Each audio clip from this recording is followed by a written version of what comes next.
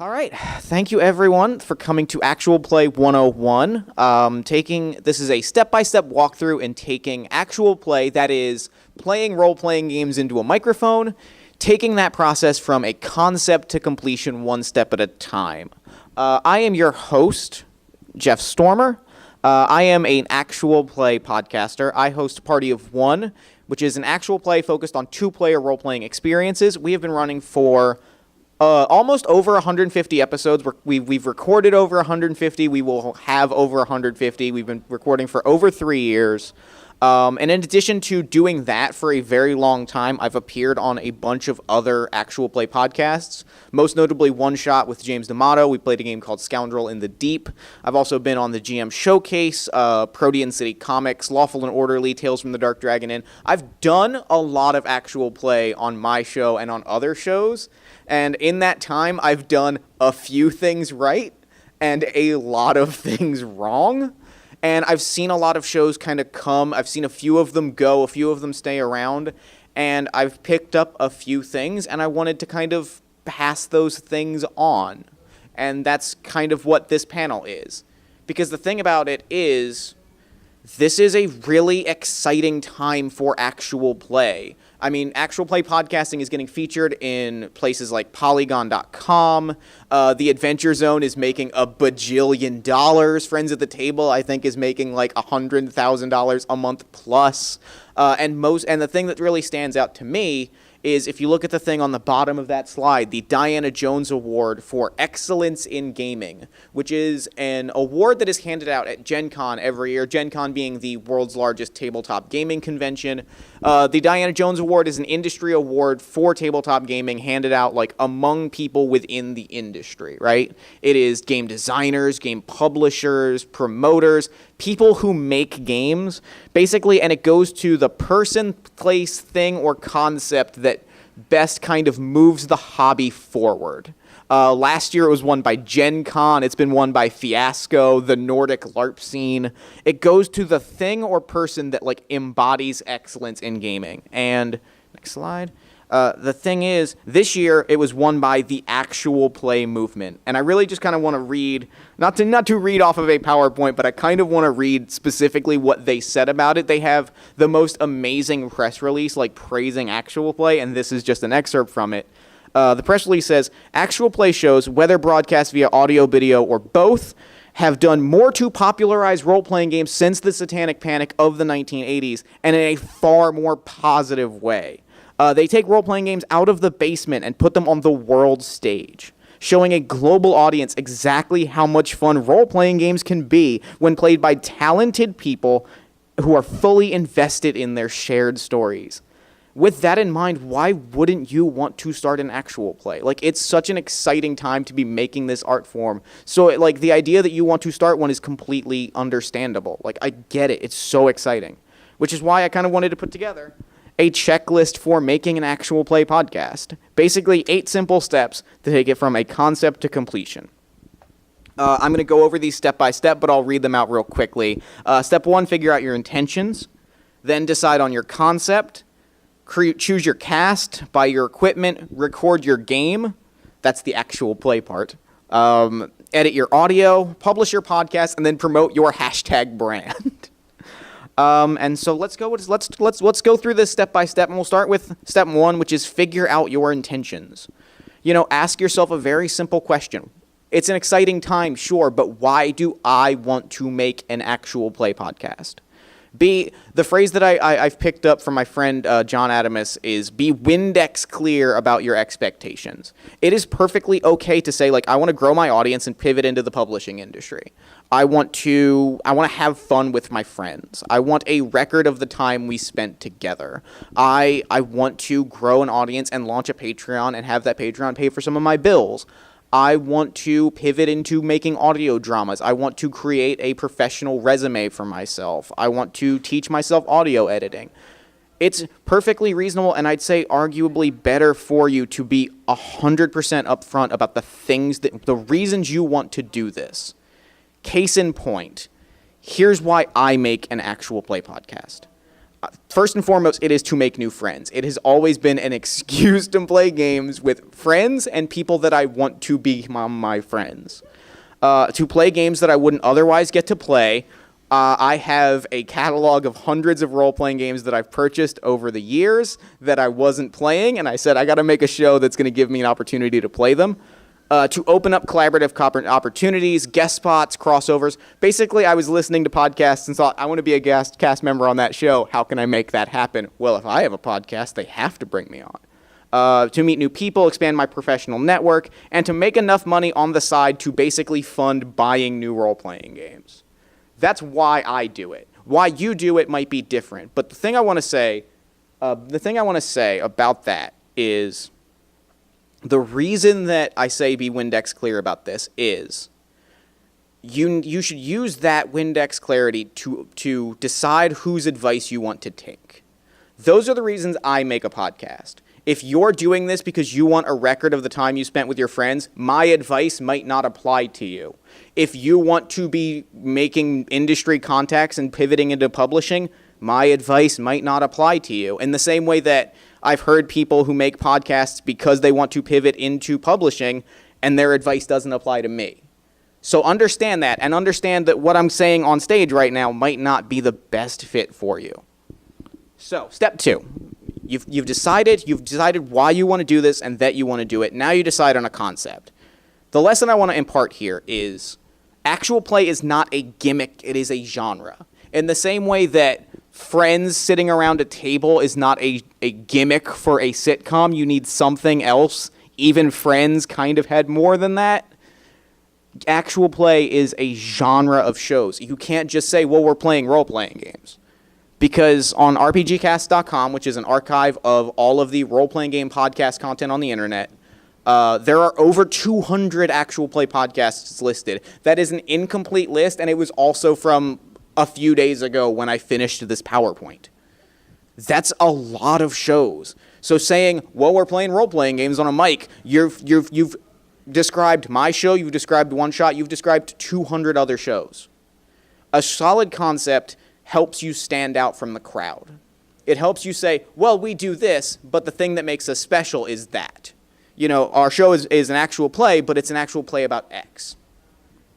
It also really helps you, figure out what you're doing.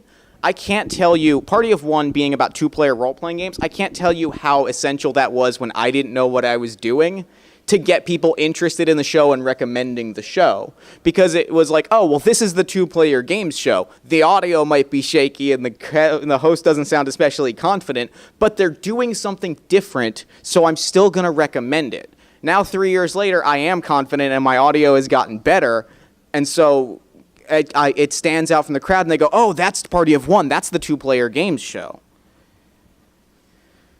Your concept might be, maybe it's a particular game, you know, maybe it's like Shadow of the Cabal features Legend of the Five Rings, Pot of Love plays the Fog of Love romance game, or maybe it's a particular style of play like 2-player role-playing games. Side note, don't do 2-player role-playing games, that's my thing, and if you step to my turf, I will destroy you.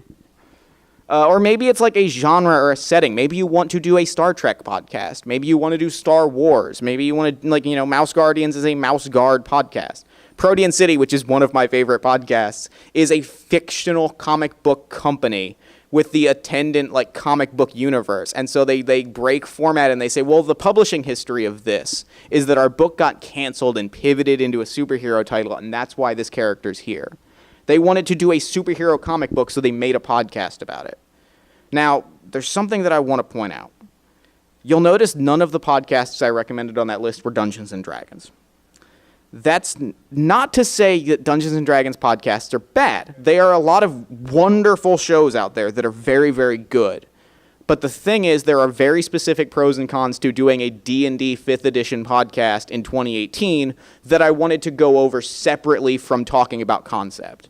So let's go over some pros and cons. Some pros. you can do a lot of things with Dungeons and Dragons. People being familiar with D&D, people knowing what D&D is and knowing what the concepts of everybody kind of knowing what classes and races and experience levels are means you can take it a lot of directions. So you can make a lot of shows out of it. There's a lot of highly visible marketing opportunities. Wizards put together the Podcast of Foes, which was a promotional thing they put on their website. And it being the big dog of role-playing games meant that people were searching for D&D podcasts so you could find it very easily. It's also that, like I said, people are very familiar with it. People know what to expect from Dungeons and Dragons. Those are the pros, and those are very good pros, and those might be enough for you to want to make a D&D podcast. But I want to offer a few possible complications. There's so much competition in D&D podcasts. And, this isn't a competition. You shouldn't think of it like that. But, if you're trying to make your show stand out, it's a lot harder when you are playing the big dog of RPGs, because a lot of people say, I'm going to make an actual play. It's going to be a D&D, and then they don't put any thought into that any further than that. And they say, we're done. We're making D&D. Put some further thought into that. And maybe you end up with, I think D&D is the right call. Maybe you don't. But like I said, it's hard to stand out. There's a lot of competition. It's also kind of a fairly crunchy game. There's a lot of rules to it. There's a lot of stuff happening that can slow down the narrative flow. Because some people prefer that, but there are people that think, I'm coming for a story, and now I'm hearing you roll initiative and argue about whose dexterity bonus is higher. So there's your concept. You've got your concept. You've decided why you're doing this. Now it's time to pick your cast. There are a few things that make a good cast member in an actual play.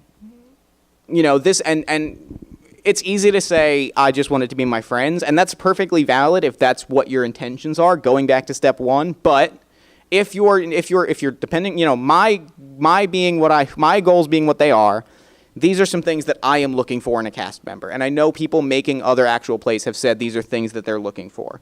The biggest being enthusiasm. Enthusiasm and commitment are the two biggest ones. I've heard a lot of actual players talk about, well, it's frustrating because, I got my friend, I brought my friends into this, I kind of dragged them into it, and now they don't seem excited by the idea of making a podcast. Well, yeah, because you dragged your friends into it. You didn't find people that are I also want to be making a podcast. Seek out people that are as excited as you and as excited to be splitting up the work of a podcast as you are.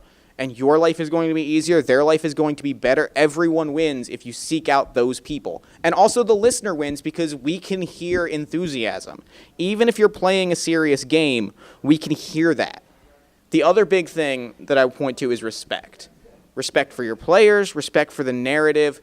If you have a player that is constantly trying to undermine you as the game master or as the player or whatever your role is, or as the producer, or undermining the narrative that's being told, that's not really respect for the audience. That's not respectful to me as a listener of the podcast. And I'm going to hear that and acknowledge it. So there's one other thing I want to talk about, and this is important enough to have its own slide. And that is diversity. Diversity is really freaking important in an actual play podcast. There's reasons I could go into that are why, but honestly, it's 2018. If you're not boosting marginalized voices, why bother? The world doesn't need another podcast of 6 cis-het white men throwing around vaguely racist jokes on a podcast. We don't need that. There are voices, queer voices, voices of color, women. There are voices that deserve that spotlight. And if you're making a show in 2018, you should be hearing this already. This shouldn't be new to you. So take it in and acknowledge it. That's really all there's so much more I could say about it, but I want to move on to the next piece, which is buying your equipment. So you've got your friends, you've got a game, you've got a concept. Now it's actually time to go shopping. Now is your D&D shopping trip. Things to consider. Price. This gets expensive real quickly. There are cheaper options, but there's going to be a trade-off of price and quality. There just is. It's always the case. There's the diagram of cheap, fast, and good. You kind of got to choose which ones you're going with. And that kind of ties, you got to choose the two that you're going with. And that kind of ties into commitment level. If this is just your way of hanging out with your friends, if you're saying we're making a podcast to sort of make it official, you probably don't want to spend the hundreds of dollars on an XLR audio interface and mics for every single cast member. A Yeti in the table will do it. If you're making a professionally produced thing to grow your audience, you might want to put down that money because the sound quality will be different between those options. And that kind of is all summed up by the main thing, which is XLR and USB. USB is cheaper. Like blue microphones are sort of the big thing in this area. They're cheaper, they're easier, they're plug and play. You don't need external like mixers and devices. The sound quality generally isn't as good. The cheaper the microphone you get, the sound quality isn't as good. Ideally, you would want a microphone for every cast member if you're going for quality, and that the Yeti only plugs, you can only plug one into a laptop, so there's a trade-off there. So, XLR mics and equipment. Obviously, like I said, if you're going USB, I'd say go with the Blue Yeti. It's a great balance between equipment and quality. It has multiple recording modes. It's a great microphone. So if you're going USB, go with the Yeti. XLR mics I don't know as much about because I've always used a Yeti. So I reached out to my friend James Malloy. He makes Stop, Hack, and Roll, and he's one of the producers of Protean City Comics. They're both great podcasts. And I asked him, as he is an audiophile and has strong mic opinions, I asked him before, I told him, I'm putting together this panel, can you recommend me like a basic setup for an XLR, like somebody who's looking to do XLR? And he gave me very specific recommendations. He sent off a link, and it was exceptionally good. He recommends a digital audio interface, specifically the Zoom H6, which runs about $350. There's the Zoom 5, which has 4 tracks. Figure out how many people you have and account accordingly. It's a little cheaper, but it has fewer tracks. You can't quite expand it as much. It gives you individual audio tracks for every recording, and it's less expensive than a mixer for similar quality results. The only real thing is you wouldn't be able to plug into a speaker if you were to do a live show at a convention. For microphones, he suggests the Shure PGA 938 XLR mics. They're about $40 a pop. Again, it's professional sound quality, about on as much a budget as you're going to get. And he suggests, boom arms to keep your mic off the table and prevent, like, bumping noises. Yeah, it's expensive. It's, going to pile up to at least $500 for a full group, but I can tell you from listening to their podcast, you can genuinely hear the difference in quality. So you've got your equipment, you've got your concept. Now's the fun part and the easy part, which is recording your damn podcast. Finally, halfway through our 8-step process. This is also, ironically, the shortest part of the presentation, but here's some general recording tips for you. Don't eat on mic. Please just don't eat on mic. No one wants to hear it, and it's going to make everything sound worse. Just eat off mic. Say, hey, cut, I need to eat some food. Just remember it's an audio medium. So if you're saying, like, hey, look at this part of the map, you probably need to explain that to the audience. I know visuals are a big part of role-playing games, but you kind of need to be conveying that to an audience. And big thing is don't forget about your audience, and don't forget that this is a performance for them. Your in-jokes are great, but they're great for you. I don't know your in-jokes, so I feel like an outsider. So once you've finished recording your podcast, now it's time to actually edit the thing. There's a lot of great editing software options. Audacity is the one that I use, as it is free and the most accessible. Not the most reliable program, kind of buggy sometimes, but it's free, and free has a real value sometimes.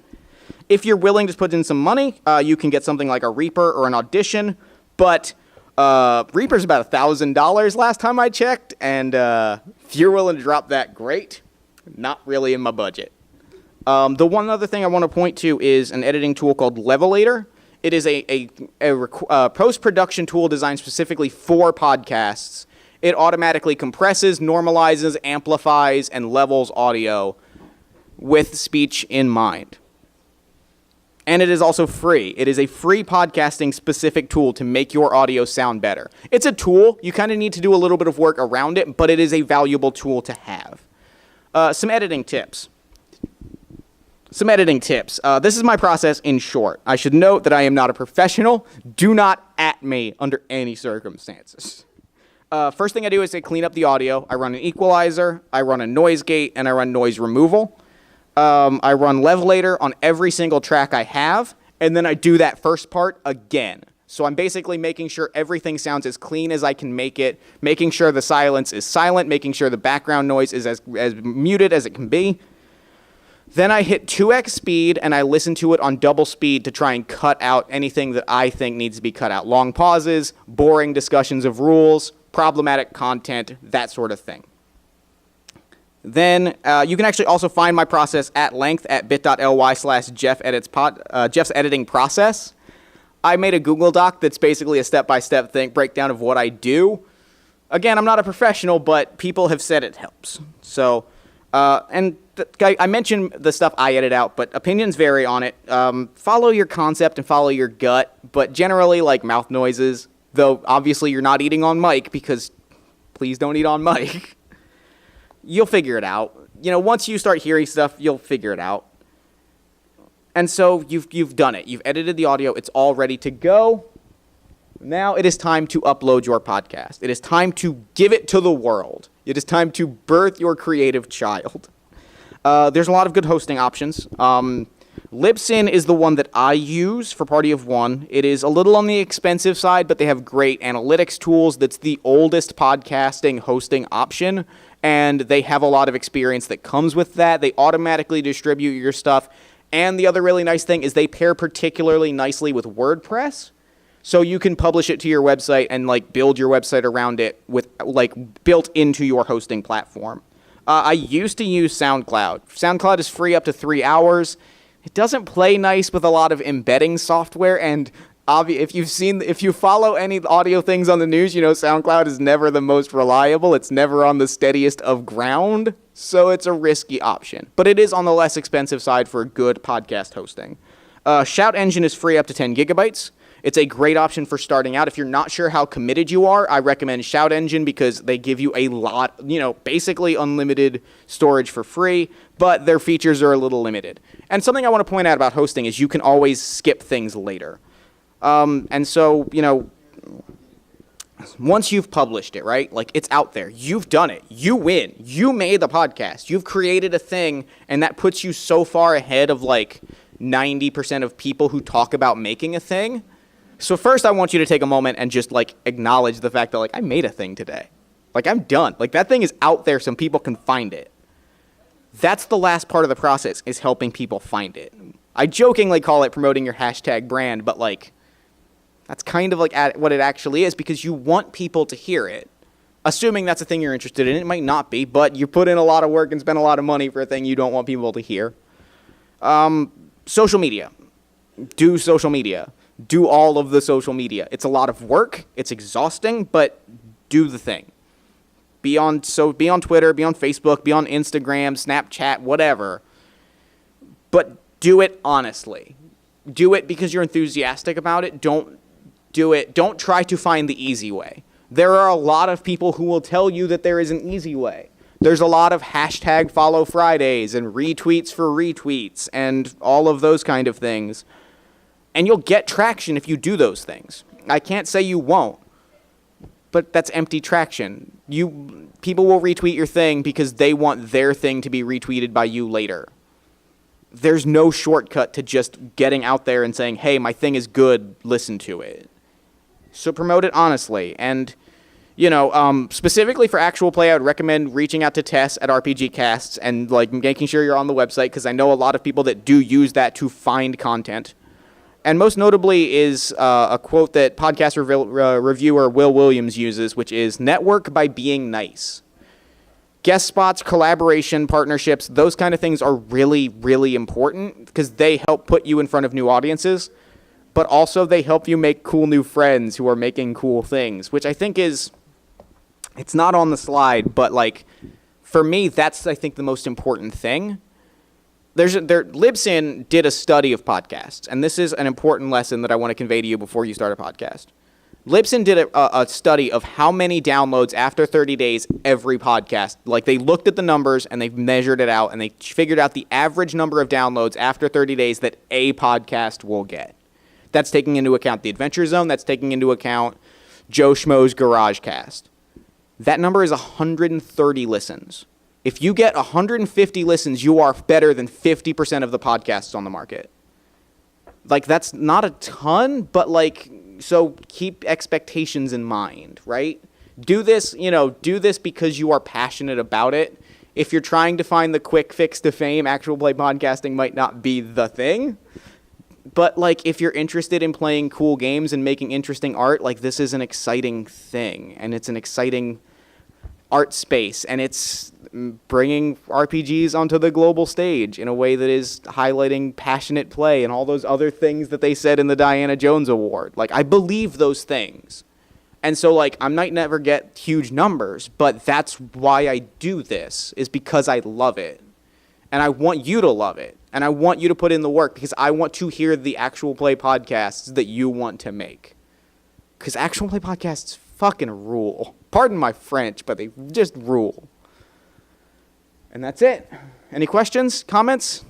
If not, I think we're good.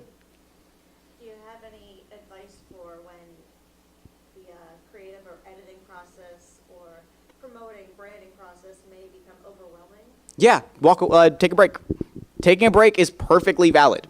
You are not your work, and that is really an important thing to point out, especially in the 2018 creative environment across any field. You can take a break for a few days. Your listeners will be there when you get back. If you say, hey, look, I need to walk for a couple days. Your mental health is the most important thing. All of this will wait. And just, ask for help. I think there are people that are very good at this that want to find opportunities to do it. Partner with them, ideally pay them if they want to be paid, but like, you might also just know people that are like, God, I really want to, like, you might know a friend who wants to get a job as a social media like manager. Ask them just, hey, can you help me out with like the social media promotion for my thing? You can put it on your resume and like we can work together. And like, yeah, that's kind of asking for work for exposure, which you should always be paying people, but like, there are opportunities for collaboration there, right? If the editing overload is getting overwhelming, you can ask somebody to come in and help you edit. Like, there are people that are good at that want opportunities to do that. And like I said, like, you are the most important thing. Your work is secondary to that. So if you need to take a break, take a break. If you need to ask for help, ask for help. If you just want to read things about how to make things easier, read things to how to make things easier. Just make sure you're taking care of yourself, because that's more important than recording a dumb role-playing game and putting it on a microphone. Like, that's kind of my answer. I hope that answers your question. Yeah? Do you recommend having like a backlog before you start? Opinions vary. I am extremely pro-backlog. Party of One has a backlog of about 3 months. Like, I have about 10 to 12 episodes in the can at all times. I'm very particular about that. I know shows, All My Fantasy Children, which my other podcast, has no backlog. We go week to week and have nothing. Depends on how you think you can manage the schedule. If you're like, oh, well, I think I'm going to be running like if you think you're going to be busy and might not be able to record with your guests every week, or if your thing is guest driven, a backlog might be a good idea. If you think that you can the All My Fantasy Children example, my friend Aaron and I, my co-host Aaron and I, we speak all the time online. It's pretty easy for us to say, hey, you got an hour? Like, you want to record an episode? All right, we're done. It's pretty easy for us to do that. It's not a huge time commitment. Party of One requires me finding a guest, finding a game for that guest, setting up a time, learning a new game every single week, and then playing that game, then editing that audio and publishing it. I personally think that's so much work that there are some weeks I just can't pull that together, so a backlog is really important.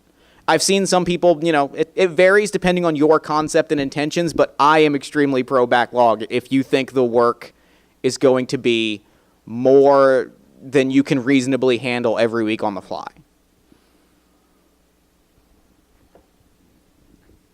If anybody else has any questions, I think that's a wrap on Actual Play Podcasting. Thank you so much.